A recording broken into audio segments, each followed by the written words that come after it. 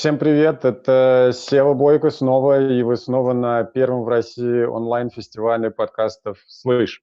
И прежде чем я перейду на английский язык, я хотел сказать одну такую штуку. Я хотел сказать, что в прошлом году Мика Голубовский, которого вы видели пару часов назад, позвал меня в Чикаго. Сказал, что мне обязательно нужно съездить на подкаст-конференцию, которая называется «Третий берег, Third Coast», и посмотреть на то, как устроен подкастинг в Америке. И когда я туда приехал, я увидел, что там было трое россиян, я, Мика и Ира Конетеевская из Арзамаса. Там же был Чарльз Мэйнс. Но при этом там было, помимо, собственно, самих американцев, огромное количество людей из разных стран. И тут я понял, что подкастинг глобален, когда мы стояли в баре и выпивали вместе с чуваком из Финляндии и чуваком из Южной Африки. И поскольку мне хочется, чтобы российский подкастинг тоже был глобален, то я позвал этих прекрасных людей для того, чтобы они рассказали, что подкастеры за рубежом думают о России, что им интересно о России. И есть ли у нас, россиян, шанс рассказывать свои истории на английском языке. Поэтому сейчас я переключусь на английский язык, потому что так будет проще для наших спикеров, ну и так будет какой-то вызов для вас, чтобы тоже начать слушать на английском, если вы еще не слушаете, и делать на английском, если вы еще не делаете. So, basically, if someone didn't understand what I was saying, I said that visiting Third Coast podcast conference last year was a huge event for me, where I understood above all that there were a lot of guys from even South Africa and Finland, and only 3 Russians. And that's why I decided to invite you. So we could, like Russian podcasters, could dive deep into your work. And you are the people who are covering Russian agenda, who are covering Russian issues in various ways. And I think that this would be great if you could share your experience with the Russian audience. And basically, my first question to stop talking this terrible and poor English is, could you please introduce yourself? So I'll quit talking. Let's start with Michelle. Sure. Well, I just finished my graduate studies at the University of Texas at Austin, and I was focusing on Russian and East European studies. And while I was there is when I got into podcasting, and I started a pretty successful podcast now called the Slavic Connexion, and that has led to my starting many other podcasts as well. And when I was in Moscow last year, and I spent the summer working at the American Center in Moscow and Higher School of Economics, and for both of them, I'd helped HSE start a podcast, and then with AMC, I helped them do a short series podcast, and then this year when they started their official podcast, they call me on as consultant, and so yeah, I mean, there's many other things I do too, but for what is relevant for this conference, that's mainly it.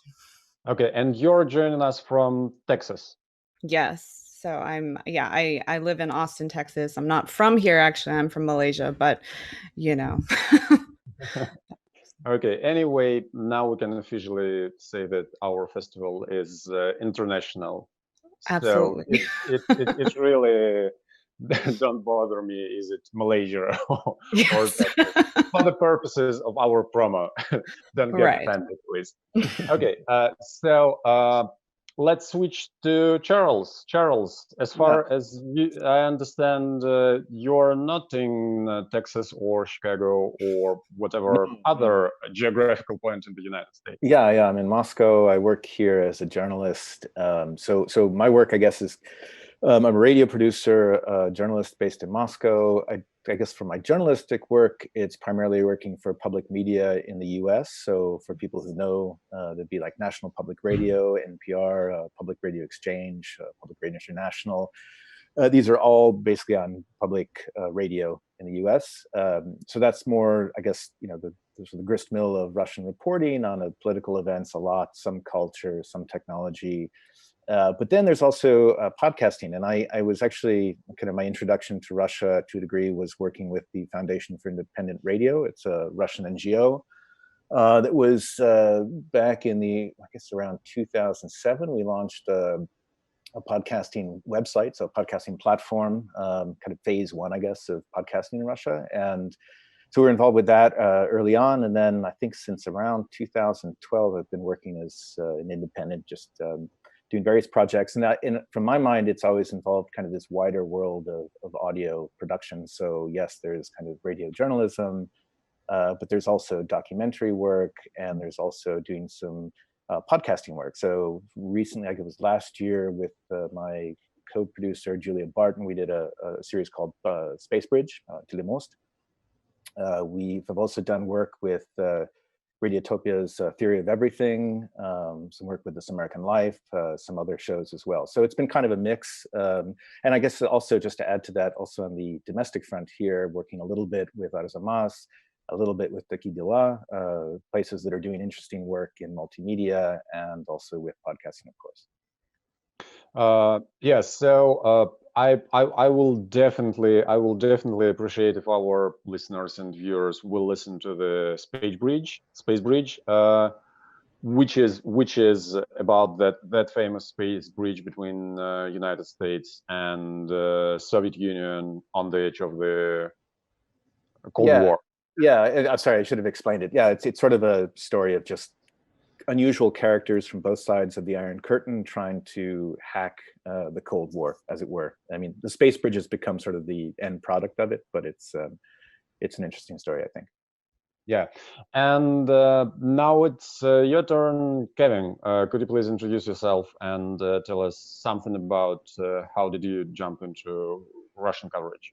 Sure. So I'm Kevin Rotrok. I'm joining you from New Haven, Connecticut, which, if you don't know U.S. geography, it's where Yale University is. I am not affiliated with Yale, but that's where it is.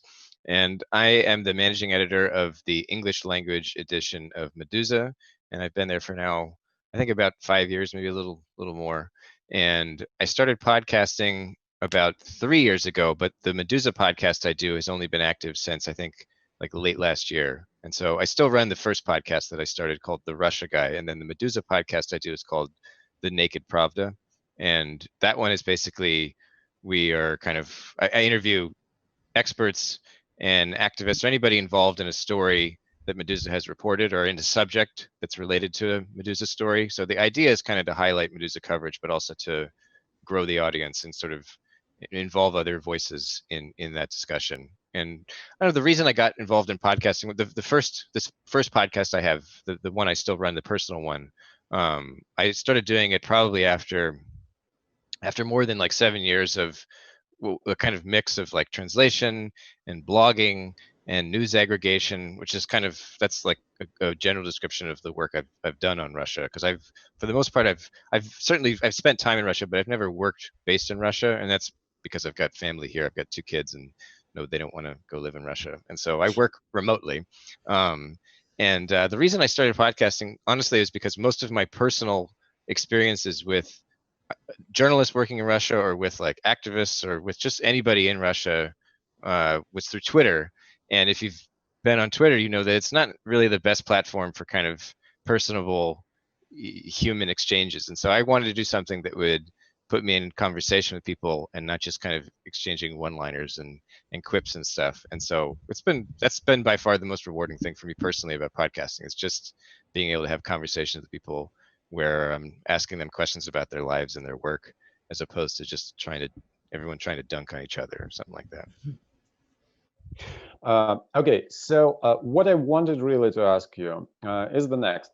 From time to time, there are some big bosses from London who are coming to BBC Moscow office where I work to check on us, check on Moscow office, or to also reassure us that we are doing well.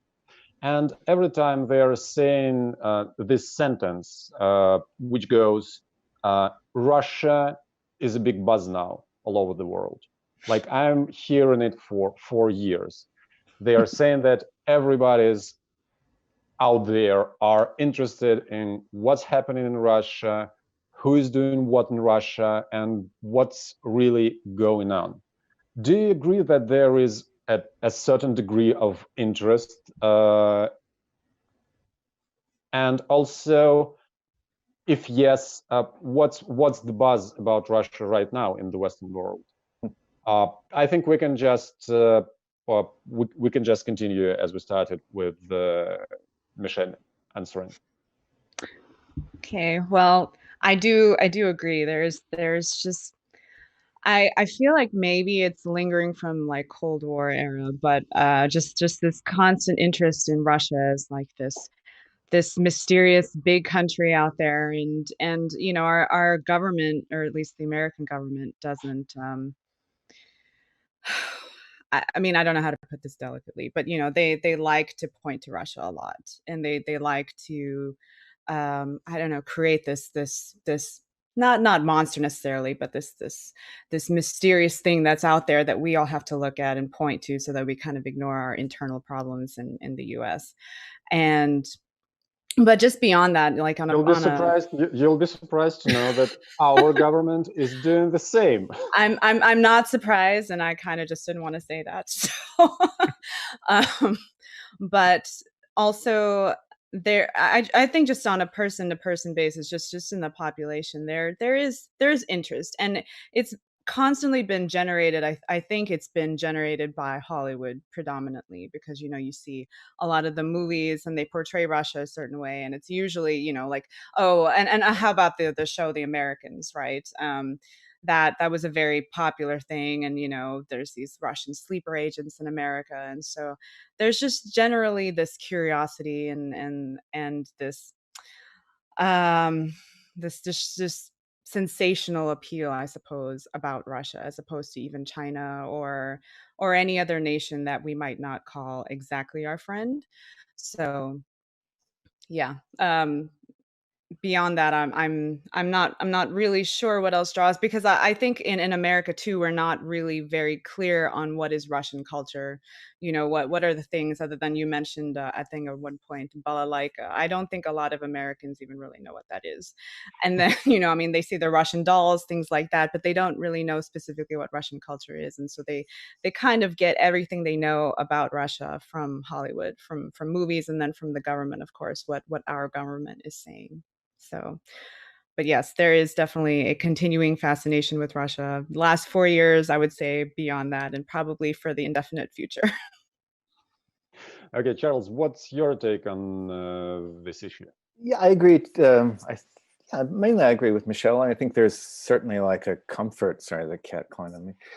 There's a certain comfort in like trying to. I mean, I think it's Russia in some ways like is an enemy that people know in the U.S. And so in times when you have terrorism and you have you know, people en masse cutting off heads and things like it's sort of a comforting challenge. And so I think there's some of this is also carried over, of course, into the elections from 2016. And just a fascination that I think Russia has fed with Vladimir Putin. I mean, it's part of this cult of personality aspect is somewhat exported internationally, probably more successfully in some ways internationally than I think at home.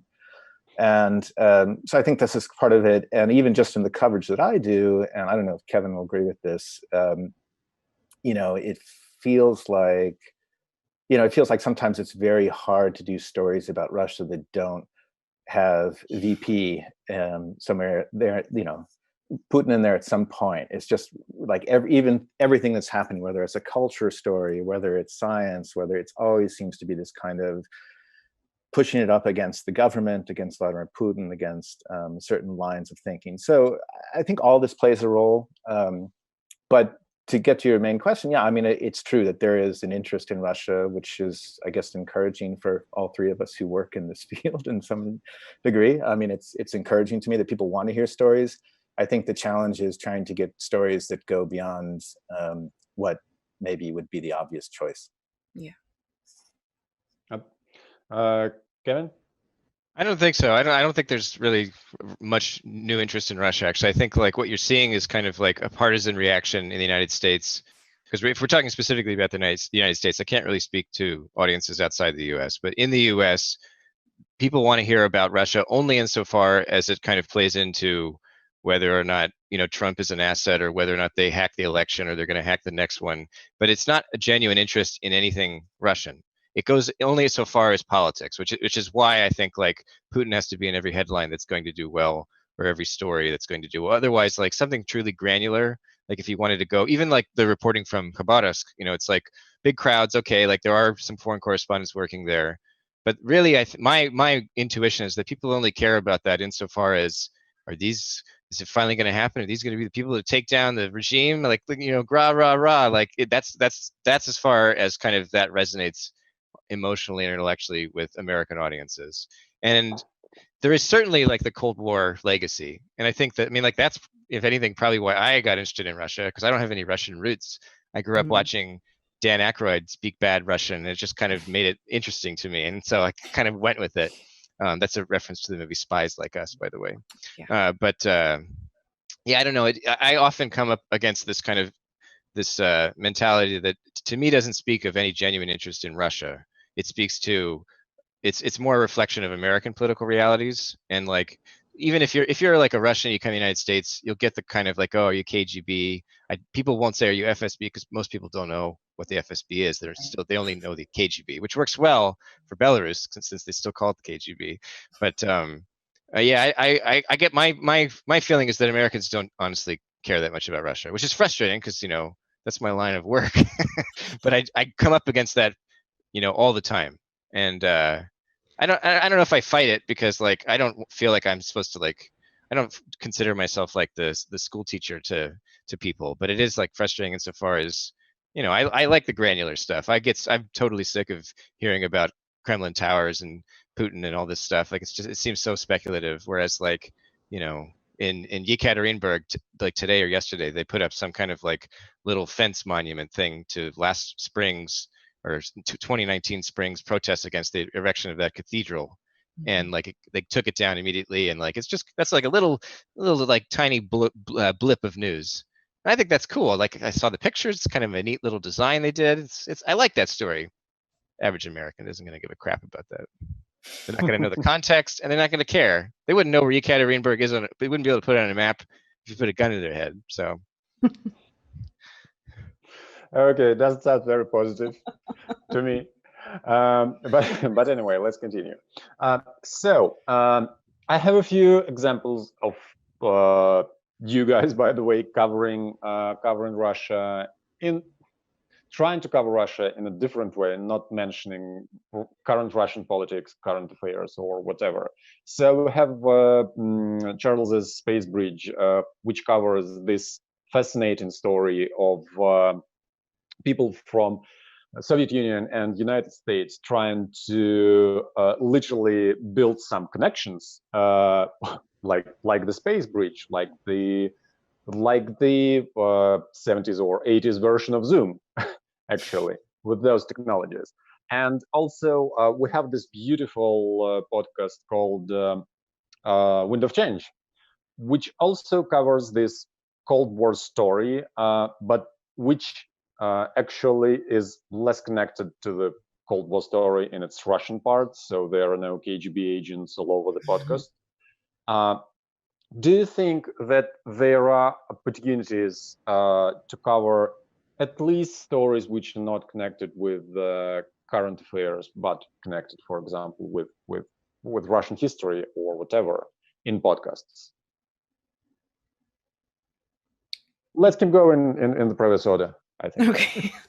Absolutely. I think so, because, the reason I got into podcasting was because of its ability to tell stories so well. And I worked in Hollywood for a long time. And so storytelling is just part of my life. And I wanted a form, I loved the audio format of storytelling that podcasting allows for. And so I think stories are just timeless, and they're kind of geographicless. If you tell any story well, people are going to respond. And so, and Russian history, I definitely think has many great stories in it. And I think people would respond. I think even Americans would respond. I mean, I do agree with Kevin to an extent that Americans, the average America doesn't care about Russia, but actually they just don't care about any country outside of the U.S.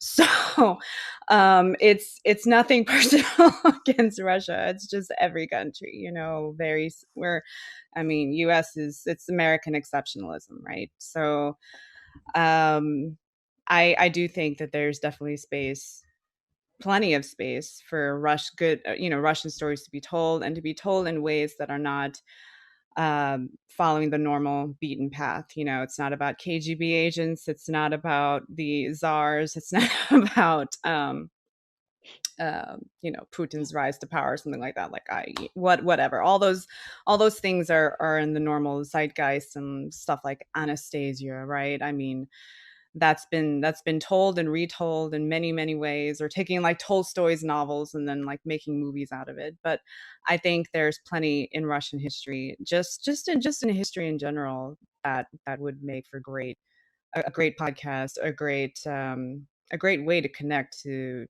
American audiences, right? It's just cultural diplomacy, and that would be awesome. I would love to hear something great like that. So. Yep. Do you want me to Thank pick you up? very much. Yeah. I just wanted to say that there is at least enough space to a podcast called Space Bridge that you were producing, as far as I understand. So could you please, Charles, share your experience on both sides? Like, was it easy to pitch it? When did you actually get involved into the production process? This is kind of a project that actually my friend and co-producer Julia Barton and I were. She actually had this idea 10 years ago or something. We talked about it, but I think that also reflected more at the time. We thought, well, it's such a big story. How do you make a radio documentary out of it? And which at the time was kind of the best you could hope for, was maybe to do a half-hour piece for somebody. And so anyway, we sat on that, and Julia had done a few interviews, and we talked about it. But eventually, we ended up, sort of caught up at the times, I suppose, with podcasting and with Showcase, which is kind of a short-run series aspect of Radiotopia, which has a whole collective of various podcasts.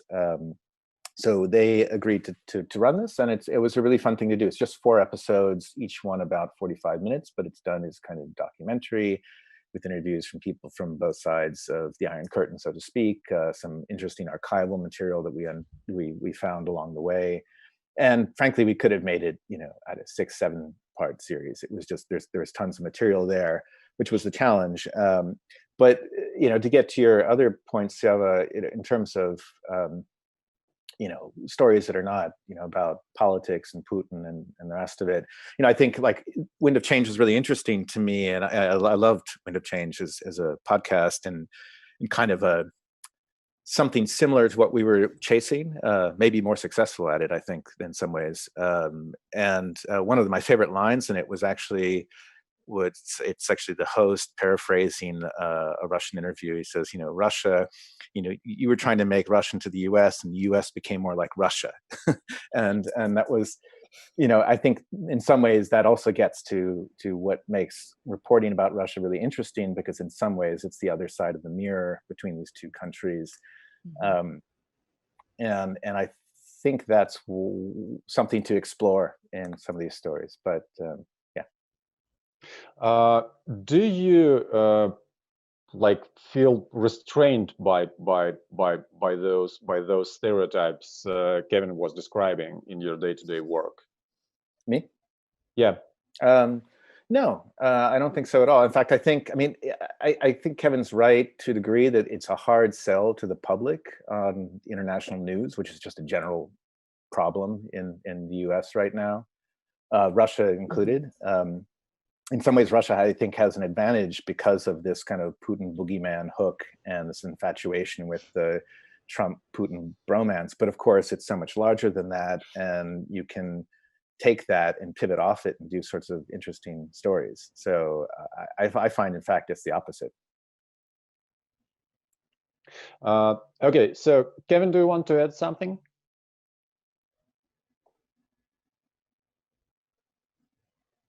Are you there?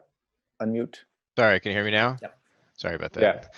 So there are a lot of Russia-focused podcasts right now that are not recorded or done in Russia. And so if you are in Russia, if you're like Charles, you have like a huge advantage that you should be taking advantage. I mean, you take advantage of this, Charles. And so if you're like if you're someone in Russia and you're like thinking, oh, should I do a podcast in English for, the international audience or something like that, I would say you're in a good spot to do that, because one thing most of the Russia podcasts out there don't do is they don't have, I mean, COVID might make this difficult right now, but they don't have people kind of on the ground going and doing kind of in-person things. Like there's so many events happening where it's a lot more engaging listening to have versus something recorded virtually like this conversation versus like somebody with like a mic in their hand and there's like crowd noise and somebody's talking because they're in the middle of something, and that like you get like more atmospheric kind of color, and that's good listening. And there's not a lot of that done on Russia and English right now. And so if you're in Russia and you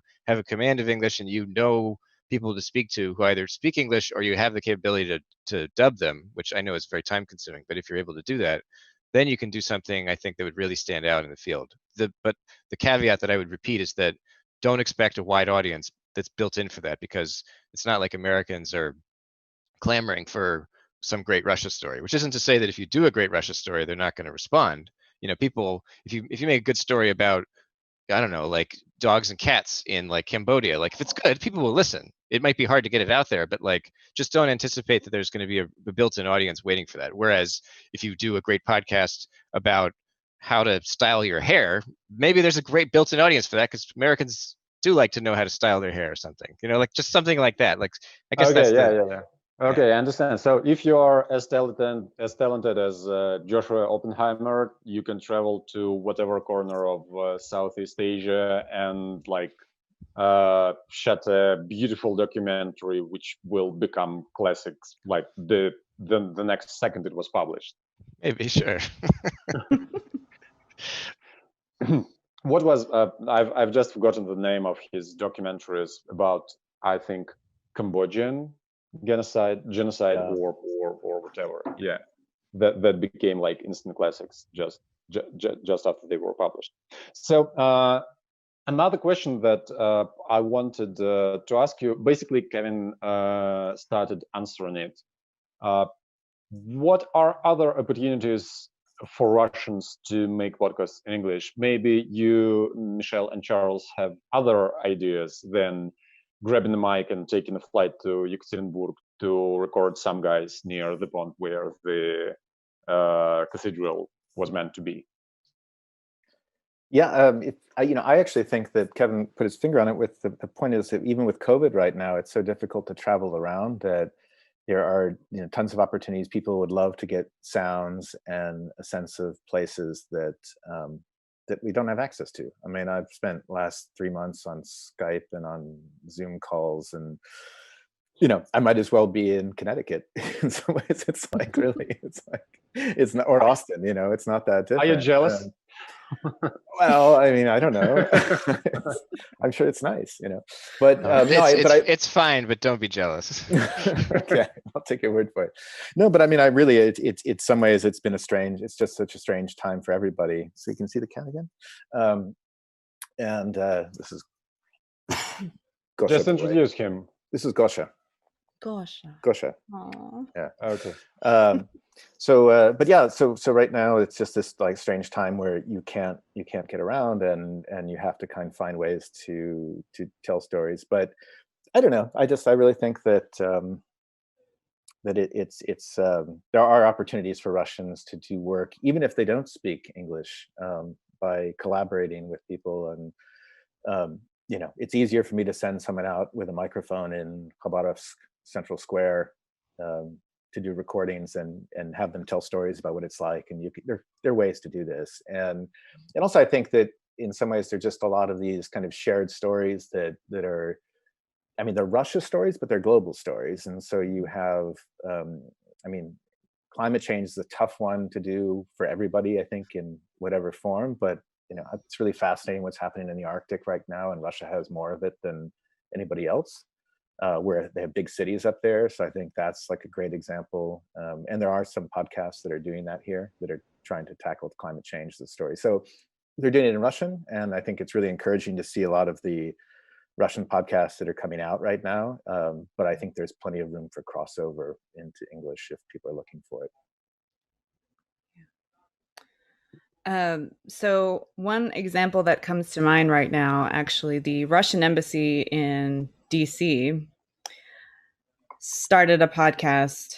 They have their own official podcast that they've had running since the end of 2017. So right when the Russian investigation started getting hot and everything. And so they launched a podcast, and the new ambassador, Russian ambassador to the US had started it. And this was covered in Politico and The Economist and Washington Post and everything. And I remember not knowing about it at all until sometime last summer when I was conducting an intensive search. But so this podcast, though, was interesting because, well, for one, it only presented Russian perspective on news and events in Russia, and then it did it in English, right? So, but the funny thing was that its opening was a bluegrass themed song, and so they were trying to make it sound American, and it was very strange. And bluegrass is not widely appreciated all over the country, so it was really kind of almost like they were catering to the Midwest or something like that. So, or the South. It was strange, but actually, I went back and listened to it a couple of weeks ago, and they've really changed. So they were covering some astronaut stories and some just more personal interest kind of things. And I thought, oh, this is better, because suddenly I was interested. Before that, when I was listening to them, it was like Putin did this and Putin did that, and Putin is the greatest. And I was just like, I'm not interested. And I know no one else really would have been, at least in my circle of acquaintances. But making that switch from this bluegrass themed and we're only going to be talking about everything that Putin has done this week, to talking more about the culture and more about the society and more about things that Americans and Russians share in common, like the space bridge thing. That's brilliant, right? And we have shared space for so long now. So those kind of things, like finding the commonalities that kind of bring us together, because there is actually way more, just like Charles put it really well earlier, like we're kind of on the other side of the mirror, and just finding those things that are just like reflections of ourselves, or Russians reflecting Americans, Americans reflecting Russians. Being able to put that into a podcast, into a story, I think would be really unifying, because all Americans just need to see is that there's actually a lot more Russian in them than they realize. So I would add that I think like another road to success would possibly be to target, if you're looking for American audiences, or probably this would apply to any kind of Anglophone audience worldwide.